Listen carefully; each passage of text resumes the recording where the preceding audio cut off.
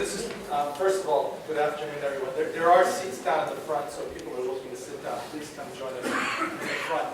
This is incredible because we have a really great attendance for our first seminar. So I just want to, first of all, I'm Roger Fielding. I'm the Associate Director of the Jean Mayer USDA Human Nutrition Research Center on Aging, otherwise known as the HNRCA. I'm also the Chair of the Healthy Aging at Tufts Priority Area Research Group, Chair of the Steering Committee. So this is the inaugural Healthy Aging at Tufts seminar, part of our spring seminar series. So it's really great to have such a distinguished speaker to kick this off. So I just wanted to welcome you all to the HNRCA and thank you for coming on a Friday afternoon. And I'd just like to introduce Dr. Caroline Jenko, who's a distinguished scientist and is also the Vice Provost for Research here at Tufts. So Dr. Jenko.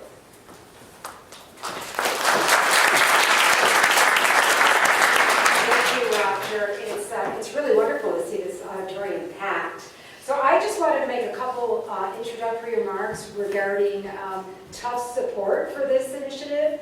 The Healthy Aging Initiative is one of 7 priority groups that my office is supporting.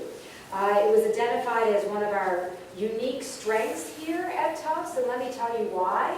We're sitting in the HNRCA, which is the only facility that's focused on nutrition and aging. We have a phenomenal school of nutrition, the Friedman School of Nutrition. And so the Healthy Aging Initiative, while it started with folks from HNRCA together with folks in the School of Nutrition, has really blossomed to include investigators in other schools here on our health sciences campus. So within the medical school, there are a number of laboratories who are involved in this Healthy Aging Initiative from the aspect of neurological disorders, infectious diseases, and then inflammatory diseases. We also have investigators from the Cummings School of Veterinary Medicine, Cheryl London in particular, Lisa Friedman, interest in studying the role of nutrition in aging, as well as others. So I think this is really one of the jewels that we have here at Tufts. The university is super supportive, super excited about this group. They are now in a year and a half of funding. They have another year and a half left of funding. And we're starting to work with them, at least I am. I should just stop and say I'm new to this role. I've been in this position for 4 months. But what I'm going to do moving forward with these groups is to start looking at large funding mechanisms and how to get to the next step. So the university has put a fair amount of money into these groups, and now we want to see them become self-sufficient, and we'd like to see them interact with other universities throughout the Boston area, as well as throughout the nation. And I'm just thrilled that George is here. George, and I know Cheryl's going to introduce him, but George actually has an ongoing clinical trial with Cheryl London in the vet school, which I think is fascinating. He just told me he was on 60 Minutes to talk about this, so I think that's great. So anyway, welcome all. Thank you for being here. I'm excited about this priority group. I think you should all be excited about. There's tons of opportunities for collaboration amongst investigators within the health sciences campuses, at Medford, and also at Cummings. So let me turn it over to Cheryl.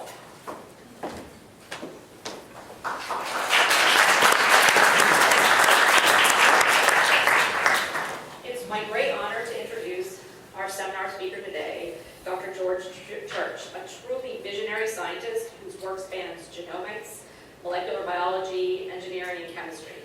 He began his graduate training at Duke University using X-ray crystallography to study the structure of transfer RNA, and ultimately finished his studies at Harvard working on mobile genetic elements. Following a postdoctoral fellowship at UCSF, he returned to Harvard Medical School, where he's currently the Robert Winthrop Professor of Genetics and Professor of Health Sciences and Technology at Harvard and MIT, among many other titles. He's also the director of the Center of Excellence in Genomic Science at Harvard, director of the IARPA Brain Project, and a founding member of the WIS Institute for Biologically Inspired Engineering. Dr. Church has co-authored over 500 publications, co-founded over 20 companies, but perhaps most importantly, mentored countless graduate students and postdoctoral fellows. And now his work is touching the lives of our canine companions. A company he co-founded is evaluating novel gene therapy in dogs predisposed to heart failure right here at Tufts Cummings Vet School. Please welcome Dr. Church, who will discuss the genetics of aging.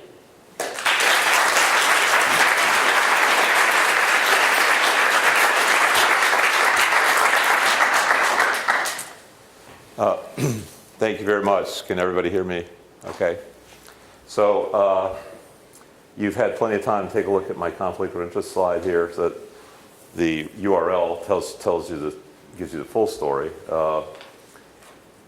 The human experiments I'll be talking about mostly, and some of them, many that I will not be talking to you about, involve this Cohort, the Personal Genome Project. It is your project. Anybody can access it. It's like Wikipedia. You don't have to sign anything. There's no non-disclosures, et cetera. There's no obligation. We will mention later PGP1 in 95. You can see everybody at the annual meeting wears name tags, so it's not anonymous. And there you go. And it's international, many countries now listed at the bottom. And it is the world's only open source one that we know of. And it's been used by government agencies, even though most of our funding is private. Government agencies are recipients, so essentially we're funding the government, which is kind of a reversal. NIST and the FDA, for example, use it for their genome in a bottle, standardization, and the ENCODE project. I'm not going to go into those, but I thought I would mention them. And it's not just about genomes, transcriptomes, all these omes and cells. We share the cells, but it's also about whole body. So we have whole body MRI. There's slices from my brain. I'm actually PGP number 1, thanks to the IRB wanted that. Now, I wanted to sprinkle in through this some biomedical projects, but also some technology. And I think by far, if you want to take home one common thread for the technology, is multiplexing. And multiplexing is not parallelism. It's not setting up a bunch of instruments in a room and saying that's multiplex. It is sending multiple signals along telegraph line. That's what Edison did in 1874. And the molecular version of that is in having a single droplet, however small, you can have somewhere between 100 and a trillion different reactions going on without having to micromanage each one of them. And you'll see examples of that from the molecular to the cellular level. And what that multiplexing has brought us is two pretty remarkable curves here. And this is from about the time I started doing research till now. We've had a 10 million-fold improvement in both reading and writing DNA, and to some extent anything you can do with reading and writing DNA, which is a large number of things, as you'll see. Most of that has occurred since 2003, where the slope changed. So these are not laws. These are just like progress curves. You can't really predict the future. It can get worse or better than the exponential. And these are exponentials because they're factors of 10. And so what happened around 2003 is we really got serious about the multiplexing, and that's what. And it's not just cost; it's also quality. The quality has improved from around an error rate of 1 in 100 to an error rate of 1 in a billion. Okay, this is all well and good for reading and writing DNA, but what about therapies? Everybody hears about how therapies are going up in price, and in particular, the darling and the most talked about category of therapies is gene therapies, and not just editing, but all gene therapies are getting into the $1 million range, even $2 million per dose. So what are our alternatives? Because I've obviously been dedicated a huge fraction of my life to bringing the cost of reading and writing DNA down. I'd like to do that for therapies. And these are three solutions, I think, that could radically reduce the cost of therapies. One of them is by avoiding therapies altogether, is prevention by genetic counseling that will avoid rare genetic diseases. And I'm not going to talk about this today, but we have launched a company that does dating, and it sounds funny, but it actually, if you do genetic counseling the way it's normally done, it's usually bad news. It's you have a less than ideal fetus or fiance, but if you go earlier, you have only good news. Then infectious diseases is something which I think we're severely underdiagnosed as a species, as a population, and the opportunity exists for 24/7 monitoring. social network to connect those. And then finally, there's common diseases, and this is where we connect to the main topic today, which is age-related. I would maintain that almost every cause of death has an age-related component. Even things like infectious diseases, rare diseases, and accidents, your probability of having an accident goes up, and the consequences goes up. And most of us will die of age-related diseases that do not affect 20-year-olds. So let me first just a little bit about technology that will improve sequencing to where we can get to 24/7 inexpensively. And this is something where this is something that fits essentially on your cell phone. The technology that we developed back in the 80s is now in use in the Oxford Nanopore and in the Genia technologies, which are represented. We don't need to go through all the data for all these. These are 3 different modalities by which you can read single molecules of nucleic acid, either by reading the nucleic acid going through a pore or going past a pore, and then the triphosphate is decorated synthetically. So this is an unusual molecule. It's not a natural one. It's like many of the things I'll tell you about are synthetic biology. This is a weird synthetic biology construct of a polymerase with a pore that we did for the Genia Roche project. Anyway, the point is that these are already available in thousands of labs, and they are handheld or smaller. Here's something that's even smaller, which is not yet publicly available, but it's another one of my companies called Roswell. You can see it on the chip there, or on the circuit board that holds the chip.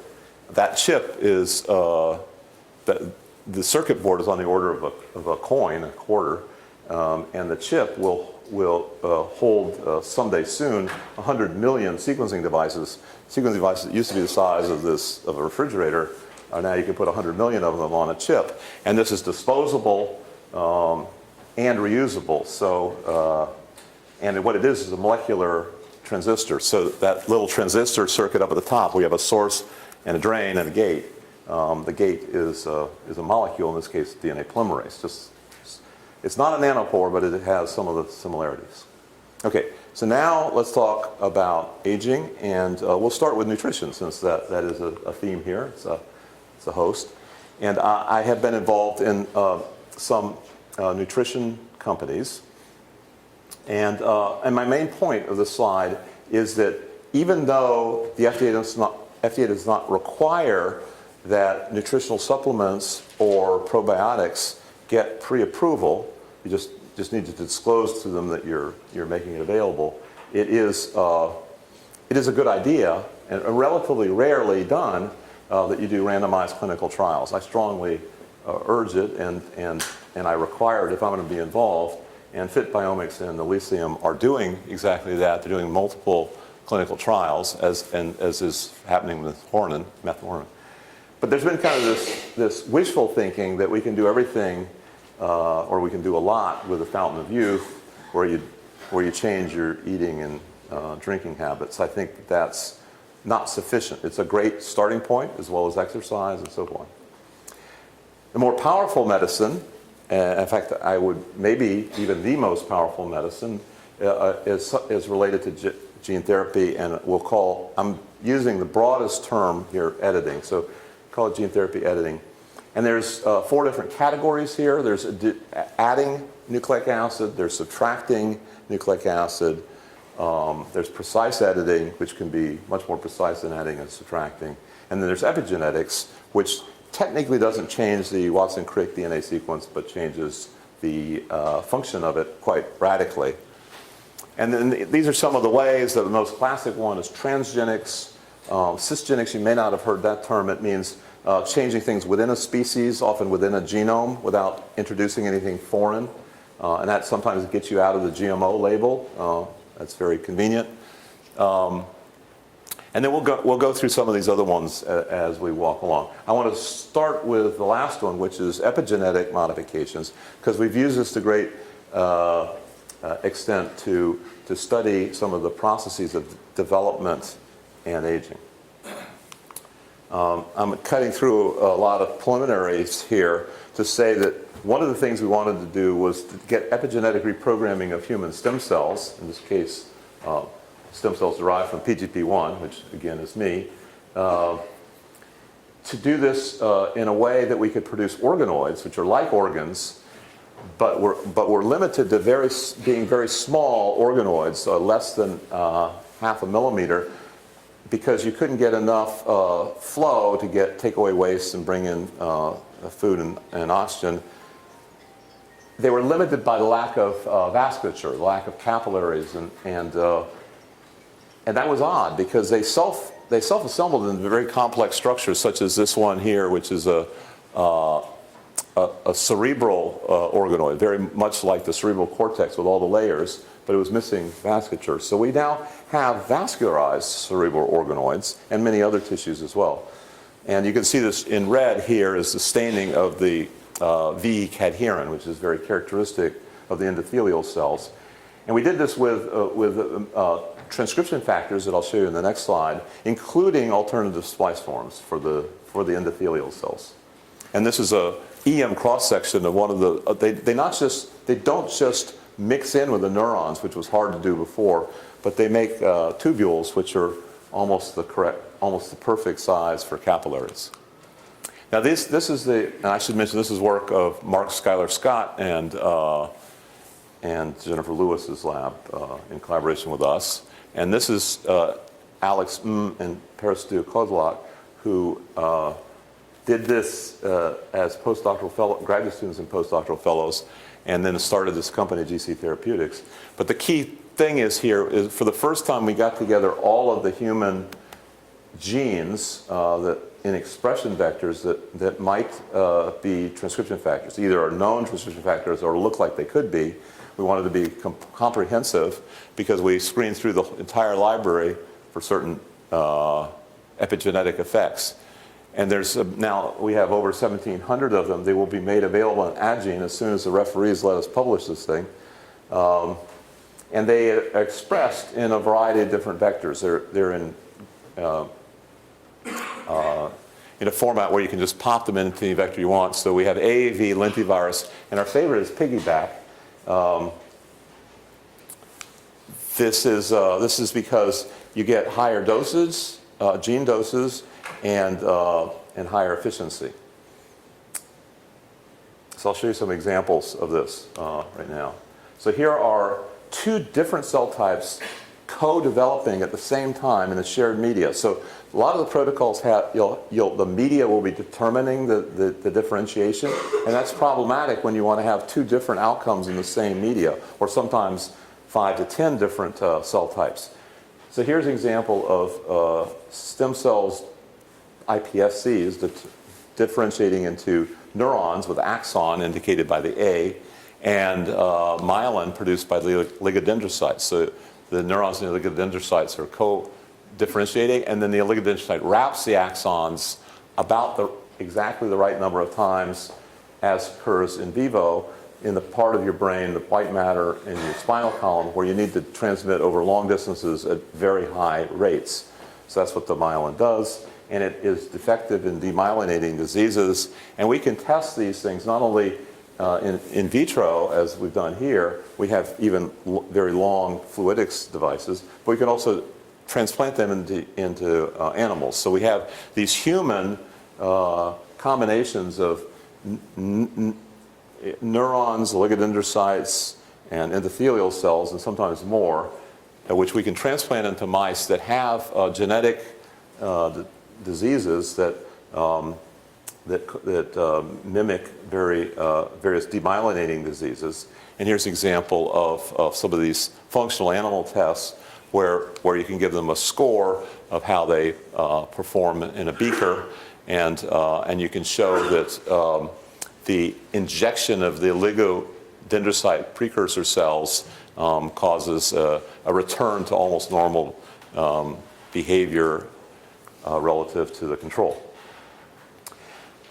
Now we can do these in intact mice, but there's certain things that we want to do in a purely human system, and it's neither ethical nor practical to do this by germline engineering of humans, as you can imagine, especially when you're going to be causing schizophrenia or bipolar disease.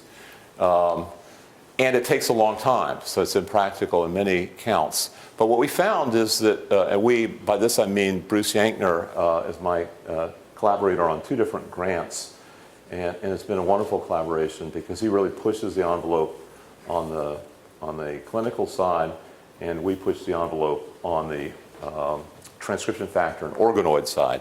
And we found that we could simulate or get significant molecular and cellular phenotypes when as little as 2 to 4 weeks in these organoids. That's starting from stem cells. And we could either use natural variation in the population where we take any of these diseases like late onset Alzheimer's, which might have 70-year-olds involved. This is published here in the Cell Reports.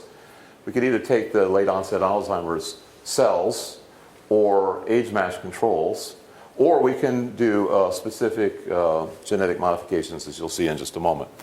But the thing that's remarkable is in this period of time, we can see very significant differences between control cells and Alzheimer's or schizophrenia bipolar. So here's an example. As I said, this is published in 2018. And here's an example where we're just taking individuals. So these are the normal controls on the left and the age-matched Alzheimer's disease on the right. And you can see from this is a typical transcriptome cluster analysis. I don't even think you need to be deeply embedded in the data here to see the huge difference in both positive and negative ends of the spectrum, blue and red, in the transcription for these individuals. They classify quite naturally. But there are 3 million differences between the age-matched controls and the affected patients, just as there are about 3 million genetic differences between you and me. So if you want to get to causality and say, rather than correlation, and to say this particular allele causes some of the same biomarkers that we're picking up here, we can do this isogenically. That's what the iso means, where we can use the editing methods that I mentioned briefly earlier that we've helped develop for years to change an E4, ApoE4 homozygote, which has about a 20-fold higher risk, lifetime risk relative to E2 or E3, and we change it to the E3 allele here. We can do either heterozygote or homozygote, and the point is you get similar kind of transcriptome RNA genome-wide analysis showing a significant difference between the now differing by 1 base pair.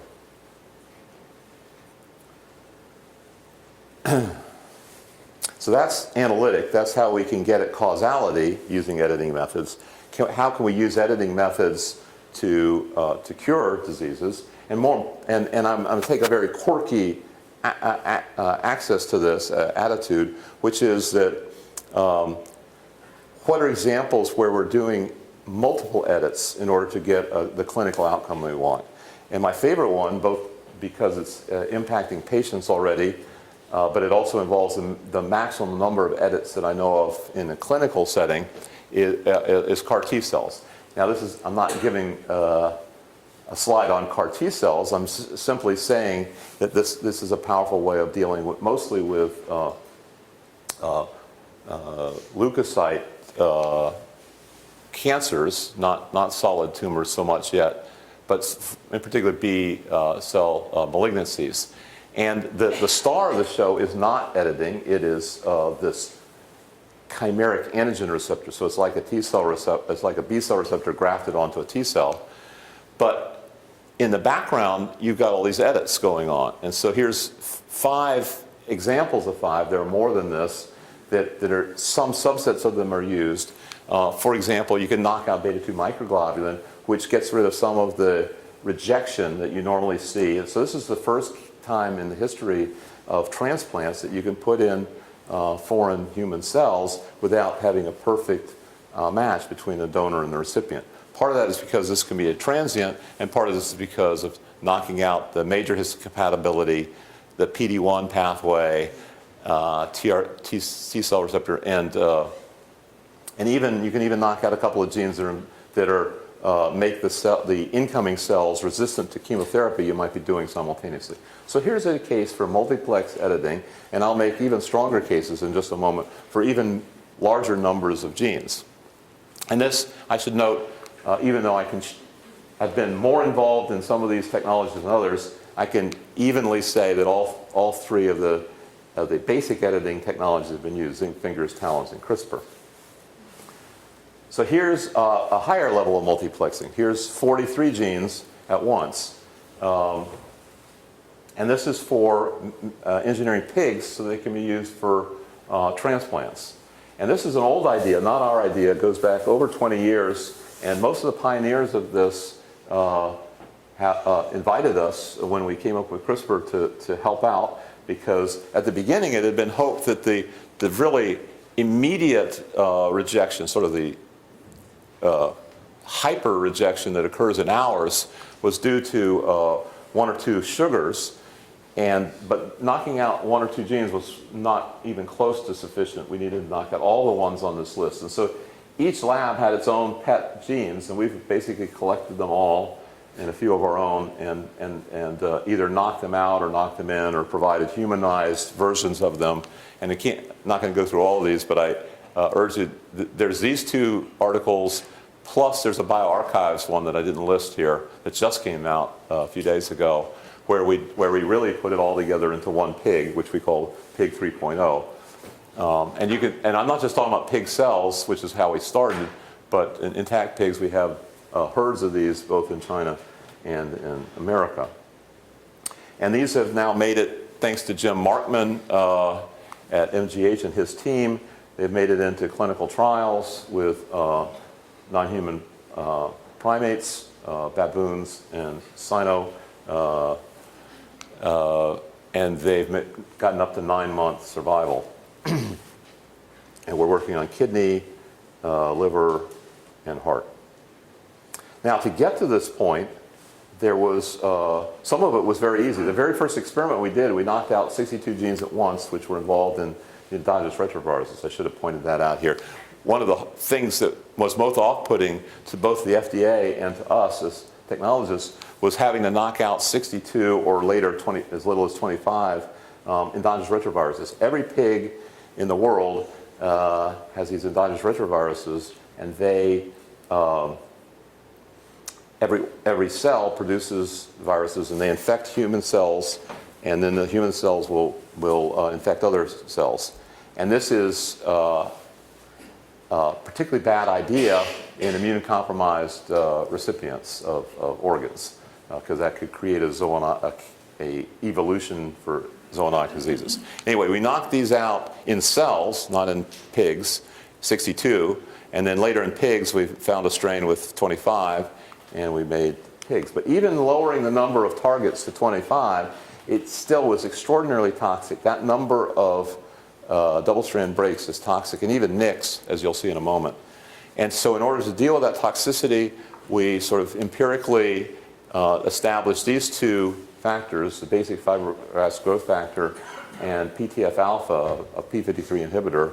And together, you went from essentially nothing that was multiply edited the way we wanted to almost everything being multiply edited the way that we wanted, even after single-cell cloning, which we have to do because the next step out is to put transfer the nuclei from the single-cell fibroblast clones into eggs and then into surrogate pigs. So we went almost overnight from being able to do 2 edits at a time to being able to do 62. And we said, and that's a particular category of repetitive element. So we said, well, let's look if there's something harder.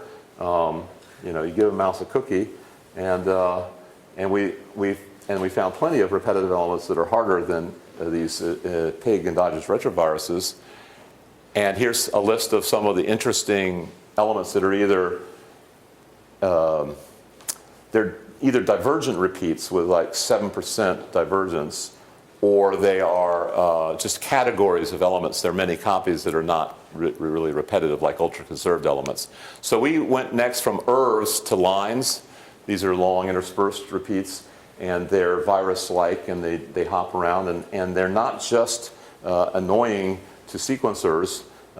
They actually have been shown in a variety of papers. The list goes off the bottom of this, but there's some of the ones that, not from our lab, that show involvement in senescence, neurogenesis, cancer, and inflammation. And these are potential targets for new therapies. So we wanted to get the best case scenarios that literally knock them out, completely delete critical elements.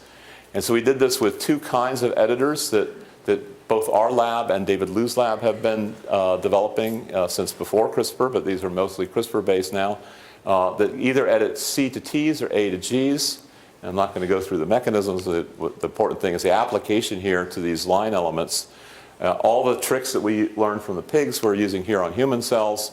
And here's an example where we can create a stop codon from a CAG. These editors have the unfortunate, or sometimes fortunate, ability to edit multiple Ts, sorry, Cs to Ts or As to Gs. You get more than one at a time. Here we managed to get one A to G. That's because there was nothing else nearby. But if there had been another A, we would have gotten that. And this is work of postdoctoral fellows Smith and Cassanon, and Verena Wolf is a graduate student in the lab. And I'm just going to jump to our best results to see. So these are in pluripotent stem cells where we got 7,000 edits per cell. It's not bad, better than previous record. And here's 27,000 edits per cell. This is using the A base editor with no nicking, so it's called the defective Cas9 A base editor. Okay, so this is getting rid of endogenous viruses. These are built into the genome. What about exogenous viruses that actually come in from the environment? That's a harder problem. Not to say that the endogenous ones wasn't hard enough. And here's, for example, you've heard about coronavirus recently coming from China, and here's African swine fever virus, which is sweeping through Eurasia. In fact, there's 6 million pigs in Vietnam that were sacrificed just since February of last year. It is truly alarming. This is here our hometown hero, Genzyme. Lost a couple of years, both sides of the Atlantic, due to a vesivirus infection that made it hard for them to manufacture. So this is getting inside of this building, inside of the stainless steel tanks. And this is what the vesivirus looks like. And then there's we have a project on elephants that I won't tell you about, but unless you ask. But this is an extinction level endothelial tropic herpes virus. These and others, we want to go back to the slide I showed you where we can do all these different ways of editing. And I want to highlight the ones where we can do the most editing at once and the most precisely. And these are recombinases and integrases. This has nothing to do with CRISPR whatsoever. And we made progress on both of these. These are some of the people in the lab, Gabe, Tim, and Ben, that are working on either the integrases and these were mostly inspired by phages in bacteria. And here's our biggest project using these integrases and recombinases. We sometimes call this GP Write for Genome Project Write to distinguish it from Genome Project Read, which we supposedly finished in 2004 and actually haven't finished yet. But anyway, we've moved on to GP Write. And this is, or we can call it hyper editing or MAGE, Multiplex Automated Genome Engineering. And here we're changing the genome radically so that we eliminate either 1 or 7 codons out of the 64 triplets. So every possible combination of 3 ACs, Gs, and Ts.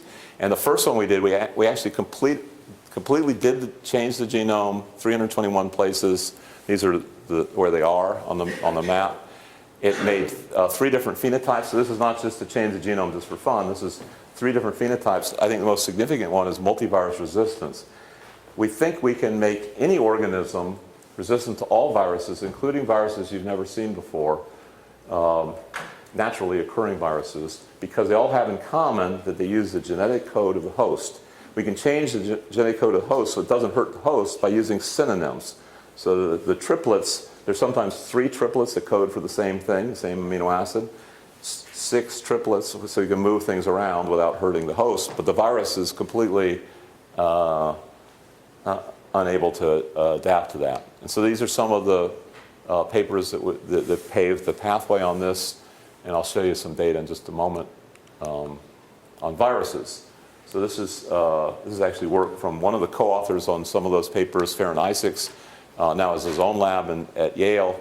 And here are 6 viruses, 6 virus categories actually, and we can get 0, meaning we can go from 10 to the 12th viruses to 0, no escapes for 4 of these 6 viruses. Now some of them don't have the codon, so we need to go to a strategy with more codons, which is why we're switching to 7 codons. So just to broaden the scope and summarize it a tiny bit here, is we're interested in the xenotransplants, going from pigs to humans, not just because there's a transplant crisis worldwide, but also it gives us the opportunity of essentially doing germline engineering without doing germline engineering on humans. It allows us to get all the advantage of germline engineering, where you can perfect and debug something rather than scattershotting through a billion gene therapy, a billion cells in gene therapy, somatic cells here. But you can get enhanced organs that are pathogen resistant, cancer resistant. They have immunity that I've already described, even cryopreservation and DNA damage. In fact, these last 2 are coupled to one another. The sort of organisms that do well at surviving DNA damage also do well at cryopreservation. These will survive at 3 degrees Kelvin indefinitely, the tardigrade and the midge. But the point is, each of these have been demonstrated in animals, either naturally or synthetically. And I've shown you some of the things that we're doing on pathogen or virus resistance. Here's what we're doing on aging. And there are some animal models where you can get animals that live 2 to 10 times longer than normal, but they tend to be short-lived animals, and it's not clear just how relevant they are to humans. So we focused on mammals, which are closer to us in size and longevity. And we're not really focusing on longevity so much as aging reversal. And that may sound like a subtle distinction, but if you think about going to the FDA and saying, I'm going to make human beings live as long as bowhead whales, which we published on, they live 200 years, they say, great, come back in 120 years with your clinical trial. And that's obviously a non-starter for investment. But aging reversal, you can get reversal of a dozen, dozens of decades in just weeks, in principle. The point is, at least you have a pathway to getting rapid feedback. So it's both practical in the lab, it's also practical at regulatories. And there's a great deal known. This is kind of a half-empty, half-full cup thing. Is you could say there's a great deal to be learned about aging, but there's also a great deal already known, and we can start applying it. In particular, we looked at these 9 different pathways and a number of different genes in each of these pathways. We may have to affect all of the pathways to get really long or powerful aging reversal. But many of these you've heard of, no doubt, since you're in an aging center, caloric restriction, telomeres, and so forth. But we looked at a subset of these. In particular, Pedro de Magalis was a postdoctoral fellow in my lab, established these databases, which I strongly recommend, and we use, and looked at the genes in here specifically for the subset that are not cell autonomous, meaning they don't, we don't have to deliver perfectly a gene therapy to every cell in the body. We can get a few cells, and then that impacts the whole body. So these are things like hormones and enzymes that are distributed through the blood or locally through the tissues. Non-cell autonomous. We picked that subset. We tested about 45 of them. We picked a smaller subset of 3, and we tested every possible combination of those 3. These are the 3 genes right here. This is published in PNAS very recently, and a second paper came out in Protein Cell. These are these 3 genes involved in glucose handling and homeostasis, and they're distributed through the outside of the cell. And more importantly is we were looking at the assay. It was not some bioassay, not some molecular assay that is very academic like methylation. These are actual diseases of aging that kill, only kill or mainly kill older animals, older humans. And these diseases have very little in common with one another other than they are diseases of aging. And this list can grow and grow. And if the longer the list of things that we can get significant reversal on them, the more likely we're dealing with aging, the core phenomenology, rather than on some idiosyncratic symptom of aging. And so these are the 5 high-fat. This is a very high-fat diet. They get about twice their normal size. Type 2 diabetes, osteoarthritis, cardiac damage recovery, and kidney disease. We're extending this to mitral valve disease in dogs. In fact, this whole study has gone into Rejuvenate Bio that Noah Davidson helped start to do it in dogs. And you've already heard that we're collaborating. We have a wonderful collaboration here at Tufts on that. I'm not time to talk about that. So get back to the slide about these low-cost alternatives. I think that if we can get something that affects aging, we can bring down the cost, because the fixed costs of R&D and clinical trials, if you have a low denominator as you have in rare diseases, that's going to be expensive, $2 million drug. If you have a big denominator like 7.7 billion people, then you can bring the cost down. And I just want to end with a little bit of technology, how we analyze these things at super resolution, or at any resolution you want, down to 2012 nanometers. These are 2 different companies, 2 different instruments, unrelated, other than Ting Wu and I are adjacent labs that work closely with these 2 companies to produce in situ analyses, in situ hybridization and sequencing, where we can get multiplex analysis, not just a few colors, but all the colors that you get from sequencing, essentially an infinite number for DNA, RNA, and proteins, the DNA, RNA, and proteins. And I'll just show you, the next slide will be, it's one cell, every dot is a single RNA molecule. They're staying fixed in space, but they change color, A, C, G, and T, 4 colors, and then the computer can recite what it saw over those cycles, and you get a barcode tag. So those colorful barcodes show each of the single molecules, so we know now their sequence. And we think that preserving the 3-dimensional information, you don't want to throw that away the way you do with most sequencing. You want to preserve that, and it doesn't cost you anything. This is work of Jay Lee, now at Cold Spring Harbor, and Evan Doherty, now at ReadCore, the company. And those were PGP fibroblasts.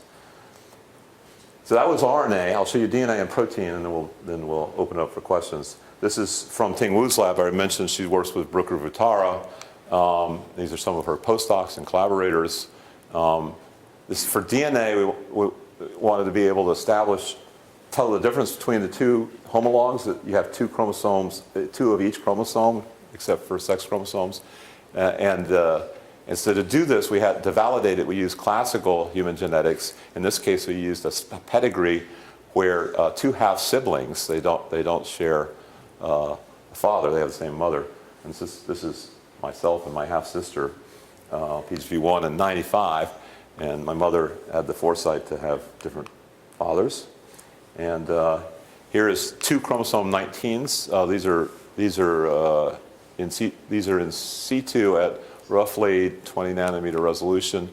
Here's 2 3s, 2 5s, 2 19s, and walking through. You can march along the chain the way you would do crystallography of proteins. Not quite the same resolution, but pretty close, and getting closer every day. Finally, proteins, we can do this with either classic antibodies, these Y-shaped big IgGs, or these little bitty single-chain nanobodies. And they're labeled with DNA. Here is almost to scale, a 9-mer DNA. You can do DNA exchange imaging, which our collaborator Peng Yin's lab developed. DNA exchange imaging allows us to do super resolution on proteins. This is Yu Wang, who is a joint graduate student now, joint postdoctoral fellow. And here you can see multiple antibodies labeled with DNA. And these are exactly the same portion of the microscopy. This is with standard best normal resolution, and then this is with the DNA exchange imaging, where fluorescent DNA bounces off of the DNA that's on the antibody. So now we can see what we haven't previously been able to see, which is the synapses, where you can see the direction going from pre to post-synaptic with 4 different proteins pointing all in the same direction with these white arrows. We can also tell whether they're excitatory or inhibitory. So we can tell a great deal of information about the synapses, which is very important for reconstructing the thousands of synapses per neuron, or connectomes sometimes called. So I'll just open up for questions here as I display. I've shown you a bunch of postdoctoral and graduate student. These are some of our PI collaborators. Thank you very much.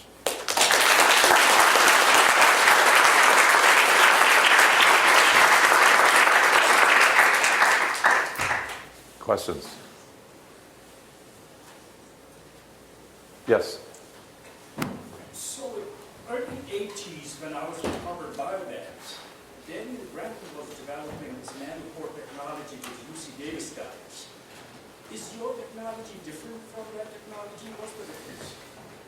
So there's 2 major commercial nanopores. One is Oxford Nanopore, which we licensed to first Agilent and then Oxford Nanopore in the 1990s. It took a long time to arrive, but that's the one that most people have in their labs. The Genia was sold to Roche, and Roche has not yet made it commercially available. They plan to make it for clinical diagnostics, and so theirs is going to be even longer. Well, we started later on that technology. The main difference between the 2 technologies is the Oxford Nanopore goes through the protein pore, the single-strand DNA, and with the Genia, it is labeled triphosphates that dangle a tail into the pore. Yeah. So we did a lot of this in collaboration with Dan Branton's lab early on, and the John Kasianowicz from NIST. Well, Yes. let me follow. Yeah. Alpha-chloride, intracellular calcium, and aging. What's the mechanistic link? Intracellular calcium and aging? Yeah, alpha-chloride. I don't remember mentioning that. You showed clotho. Oh, Clotho. Oh, yeah, Clotho. I see. Chloride, calcium, and aging. What's the mechanistic link? Well, unfortunately, there are way too many interconnected pathways. I showed you 9 very broad categories of pathways. Each of those has its own cascade and ramification, like the mTOR pathway and so forth. I don't work on the mechanism, number 1, and number 2 is I think it would be premature to some extent we're working as operational engineers. Is if somebody proves that something works, we can use it in gene therapy. One of the nice things about gene therapy is you don't necessarily have to know the mechanisms. Although it's a good idea. Yes? So you also mentioned as part of that group with Clotho, the FGF20, Yeah. the FGF21, Yeah. and talk about glucose regulation. And so what do you think is the balance between, say, glucose regulation on the synthetic side or regulatory side versus, say, post-synthetic modifications through glucose and post-synthetic modification of protein in general in terms of a stress for aging? Right, so it's a good point. A lot of what we do has signal transduction pathway all the way into the chromosome regulation. Everything that occurs inside the cell is right now not a great target for gene therapy because gene therapy does not efficiently get to all the cells. So we're focusing on signaling mechanisms that go extracellular, that go between cells. That doesn't mean that there's not a lot of exactly the phenomenon you're talking about going on inside the cell, but we're focusing simultaneously, and I didn't show it, but my lab has a big effort on trying to get gene therapy delivery to work better, to be more efficient, to be more targeted, or more widely distributed, lower cost, and so forth. But the nuances of mechanism inside the cell are not something we can really address yet. For example, telomerase and all sorts of things that are cell autonomous, that only work in a cell. We're not using those. But couldn't you similarly regulate a protein quality control machinery? Yes. Anything we can do from outside the cell, but if it's just inside the cell, for the time being, we're deprioritizing it. It's not that we won't get to it. It's just that it's not easy to deliver. Yep. Could you just comment a little bit more about the idea that you feel like you may have to target multiple targets of sort of aging Yeah. to really see a sort of a meaningful effect? Or? Right. So, yeah, the question is about multiple targets. So we demonstrated multiple targets in these two papers, and we'll be doing it in the dog study as well. And part of that was to get just the proof of concept that you could do multiple targets, but it's also that we feel that aging is a complicated disease. It's not something that necessarily, and even other diseases have shown some promise, for, most notably infectious disease and cancer, where you'll use combination therapies. We feel that this is in that category, maybe even more so, where it wouldn't be out of the question that we deliver 10, 20 different therapies simultaneously, or maybe over a period of time. You know. I'm curious, how long you can culture the cerebral organoid within vasculature? How long? Yeah. So it's interesting, the field, even before we got heavily into it, was fairly obsessed with long-term culture, in part because the protocols took a long time. So the oligodendrocyte protocols, when we first started looking at this, were 100-day protocols. Our emphasis is upon how quickly we can do it rather than how long. But it is true, you do want to have long-term if you want to have, say, survival in vivo. But of course, survival in vivo is very different from survival in vitro, because what happens as soon as you put it, like when we put it into mice, they start, their vasculature, the human vasculature, hooks up with the mouse vasculature, and we will find mouse blood cells inside of the human vasculature. So it's actually much easier to do things in vivo. But anyway, our record for making these things, I showed you, was 2 to 4 weeks for the organoids, and 4 days with 98% efficiency for just cell level differentiation.